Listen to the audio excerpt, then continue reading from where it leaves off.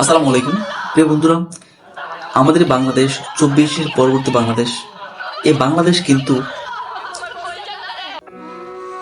বহু রক্তের বন্যার মধ্য দিয়ে এসে দাঁড়িয়েছে। শত শত শহীদ এবং হাজার হাজার আহত ভাই বোনের আত্মহত্যা, তাদের এই ত্যাগের মধ্য দিয়ে বাংলাদেশ এসেছে বর্তমান অবস্থায়। কিন্তু এই বাংলাদেশে এখন বর্তমানে পার্লামেন্টে যারা আছে তারা কখনোই ভাবতে পারতো না যে একটা সময় তারা ওই পার্লামেন্টে আসবে।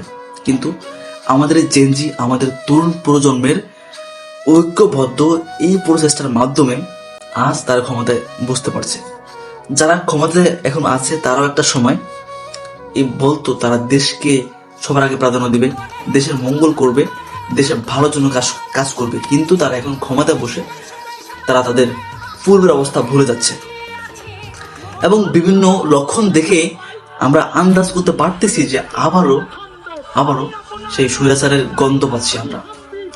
সুতরাং যে বা যারা নতুন করে আবার স্বৈরাচার হওয়ার চেষ্টা করবে, আমরা এবং আপনারা সবাই মিলে এই বাংলার মাটিতে স্বৈরাচার আর জন্ম নিতে আমরা দিব না। স্বৈরাচার যদি আবার জন্ম হতে চায়, আমরা তা শক্ত হাতে রুখে দেব ইনশাল্লাহ।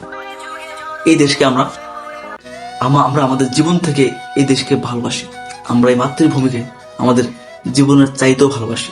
যদি ভালো না বাসতো তাহলে শরীফ ওসমান হাদি ভাই তাকে মরতে হতো না, এবং আবু সাইদ, মুগ্ধ, এরকম আমার নাম না জানা অনেক ভাই বোন যারা তাদের জীবন দিয়েছে, রক্ত দিয়েছে, তারা দেশকে ভালো না বাসলে তারা দেশের জন্য এভাবে আপ্রাণ চেষ্টা না করে তারা দেশের জন্য রক্ত ঝরাইতো না।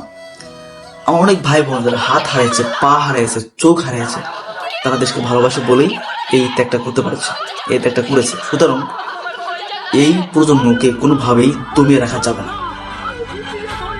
আবার যদি কোনো স্বৈরাচারের মতো কেউ হয়ে ওঠে, এই দেশের মানুষ, তরুণ প্রজন্ম, ছাত্র জনতা আবার রাস্তায় নামবে। সুতরাং আমি তারপরেও মন থেকে দোয়া করি যেন আমার মাতৃভূমিটা যেন ভালো থাকে। মাতৃভূমির জন্য বিশ্বাস করেন এই হৃদয়ে অগাধ ভালোবাসা, এবং প্রত্যেকটা নাগরিকের দরকার দেশকে ভালোবাসা।